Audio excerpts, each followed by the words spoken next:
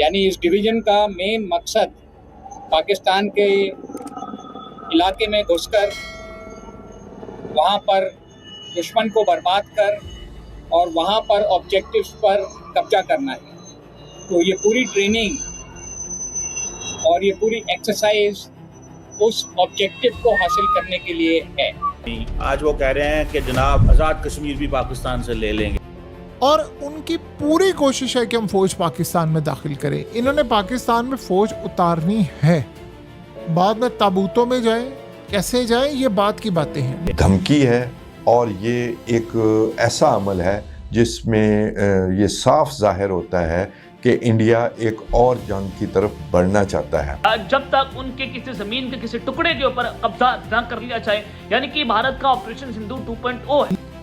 जमीन कैप्चर करेंगे अगले जंग में, और वो उसकी जो तैयारी है वो हम राम प्रहार नाम के एक्सरसाइज से इस समय हरिद्वार के अंदर कर रहे हैं।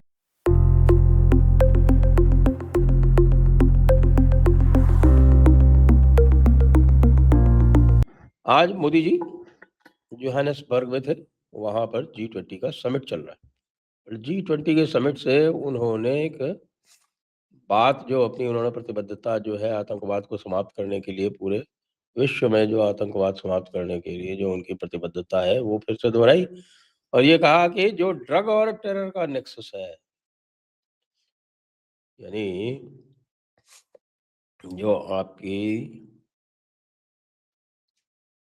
नशे का और आतंकवाद का जो संबंध है उसको तोड़ना है। नशे और आतंकवाद के संबंध को तोड़ना है, लेकिन सबसे बड़ा नशा क्या है? वो नशा जो है वो आज यहाँ पर बैठे हुए रेखांकित कर रहे थे मौलाना अरशद मदनी। उनका नशा जो है वो अलग तरह का ही नशा है। वो नशा जो है वो इस्लाम जो है वो अलग ही तरह का एक नशा है। और आज अरशद मदनी जो है वो सीधे सीधे अल फलाह के समर्थन में कूद पड़े और अल फलाह की बात कहने लगे कि साहब को उसको गिरफ्तार कर लिया गया, यानी कि जो वाइस चांसलर है वो जेल में चला गया। वो वाइस चांसलर को जेल में जाने से जो है वो मुसलमानों का जो है वो पूरा हक जो है वो तोड़ा जा रहा है, उनको पूरी तरह से परेशान किया जा रहा है। और शेखुल हिंद, हाँ जी हाँ, शेखुल हिंद, उसके बाप जो थे वो शेखुल हिंद कहलाया जाते थे, यानी हुसैन अहमद मदनी कौमियत मुत्तहिदा वाले वो कहलाते थे शेखुल हिंद। और ये लोग जो है वो शेखुल हिंद ले लेके और हल्ला गुल्ला करते रहते हैं कि साहब वो शेखुल हिंद थे, हम जो है वो हम कांग्रेस के साथ लड़े थे, हम हिंदुस्तान को एक रखने के लिए लड़े थे। हिंदुस्तान को एक रखने के लिए लड़े क्यों थे? ये बात अलग है कि ये हिंदुस्तान को एक रखने के लिए लड़े इसलिए थे कि पूरे हिंदुस्तान को मुसलमान बनाना चाहते हैं। ऐसे ही अल फलाह के सपोर्ट में आप देख रहे हैं कि कई स्थानों से सपोर्ट आ रहा है। खास तौर से आप देखिए कि कश्मीर के जितने भी हैं वो सारे के सारे अल फलाह के समर्थन में खड़े हुए। उनको कतई एक रत्ती भर भी शर्म नहीं है कि जो अल फलाह यूनिवर्सिटी थी वो आतंकवाद का गढ़ बन चुकी थी, और उस आतंकवाद के गढ़ में जो मुख्य रूप से जो किरदार अदा कर रहे थे वो कश्मीरी थे, और अच्छे खासे पढ़े लिखे कश्मीरी थे, यानी डॉक्टर्स थे। डॉक्टर्स का पूरा एक आतंकवादी नेटवर्क बना दिया। जी, ये आज अरशद मदनी साहब बैठे-बैठे बोल रहे थे। ये आप देखें कि इनका जो दारुल उलूम देवबंद है, और दारुल उलूम देवबंद के साथ में जो आपका इनका जो चलता है एक उलमा हिंद, जमातुल उलमा हिंद, तो वो जो उलमा हिंद चलता है वो पूरी तरह से साथ में तबलीगी जमात और है, तबलीगी जमात भी देवबंदी ही है। वो पूरी तरह से पूरे भारत को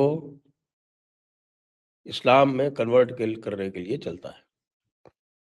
उसके साथ में और भी है, वो जमात इस्लामी वगैरह है जो वो आपके अबुल अला मौदूदी वगैरह ने बनाई थी। ये लोग भी जो थे जमात इस्लामी वाले और देवबंद वाले दोनों ये कहते थे कि भारत को विभाजित नहीं करना है, क्योंकि भारत अगर विभाजित हो जाएगा तो फिर वही हिंदू मेजॉरिटी का, हिंदू बहुत सुपर मेजॉरिटी का एक राज्य बन जाएगा, फिर वहाँ पर कन्वर्ट करना, हिंदू मेजॉरिटी के राज्य में हिंदुओं को कन्वर्ट करना मुश्किल हो जाएगा, जो कि उन्होंने देखा। वैसे अब दूसरी तरह से कोशिश करते हैं वो, अब वो छद्म रास्ते अपनाते हैं, पहले ओपनली किया करते थे। प्रश्न ये है, और ये हमने कल डिस्कस भी किया था, काफ़ी डिटेल में डिस्कस किया था, कि ये अरशद मदनी इस वक़्त पर क्यों आया? ये इसने कवर फायर क्यों दिया? और इस कवर फायर देने के पीछे अगर आप ये सोचें कि ये अकेला ये कारण है, वो ये नहीं है। आप ये देखें कि ये जो बांग्लादेशियों की घुसपैठ हुई है, वो बांग्लादेशियों की घुसपैठ, इनका जो लॉन्ग टर्म ऑब्जेक्टिव है पूरे बर्र-ए-सगीर को मुसलमान बनाना, वो उसके साथ में पूरी तरह से फिट बैठती है।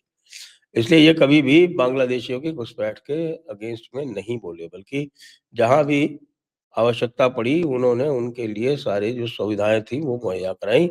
उन्होंने उनको वकील भी मुहैया कराए, उनको लीगल सपोर्ट भी दी, और उनको जो लॉजिस्टिकल सपोर्ट होती है, वो अलग-अलग स्थानों पर मुहैया कराई। इस मामले में ये बरेलवी-अरेलवी कहीं नहीं पड़ते, ये बरेलवियों के धंधे अलग हैं। बरेलवी तो लैंड जिहाद करते हैं, वो अपनी चादरें-वादरें डाल के और कब्ज़ा करके और वहाँ पे दरगाह बना के और इस तरह के काम किया करते हैं। और उम, थोड़ा बहुत चूँकि लव जिहाद का फैशन हो चला है सभी जगह, तो वो सब क्या करते हैं, बाकी उनका जो ऑर्गेनाइज़ेशन है। नमस्कार दोस्तों, स्वागत है आपका न्यूज एक्सराइटी 24 यूट्यूब चैनल पे। दोस्तों, हमारी इंडियन आर्मी ने उत्तराखंड के हरिद्वार में वेस्टर्न कमांड एरिया में एक एक्सरसाइज स्टार्ट किया है, जिसका नाम है राम प्रहार आर्मी एक्सरसाइज। और दोस्तों, इस एक्सरसाइज पे हमारे लेफ्टिनेंट कर्नल मनोज कटियार की ओर से एक बड़ा बयान आया है कि हमने पहले ही अपने दुश्मन को वार्निंग दे दी है कि अगर इस बार कुछ होता है तो पिछली बार से 10 गुना ज्यादा खतरनाक उनको पलट जवाब दिया जाएगा। और अगर वो इस बार बाज नहीं आएंगे तो उनकी पूरी जो टेरिटरी है, पूरा जो स्टेट है, उसको खत्म कर दिया जाएगा। दोस्तों, इस एक्सरसाइज में होने वाला है कि कैसे दुश्मन की टेरिटरी को नदी से जाकर कैसे उस पे कैप्चर करें। और यहाँ तक कि लेफ्टिनेंट कर्नल ने ये भी कहा है कि जब तक पाकिस्तान के एक एरिया को हम लोग कैप्चर नहीं करेंगे तब तक पाकिस्तान बाज नहीं आने वाला है। ये एक्सरसाइज शुरू की गई है क्योंकि पाकिस्तान को जवाब देना है। हमारा दुश्मन कभी भी बाज नहीं आएगा, वो कभी भी अपनी गलती स्वीकार नहीं करता है। इस वजह से हमारी ओर से ये कदम उठाए जा रहे हैं। आपको क्या लगता है कि आगे क्या होने वाला है? हम अपने राय कमेंट में जरूर बताइएगा। हम मिलते हैं आपको ऐसी ही किसी और नई वीडियो में।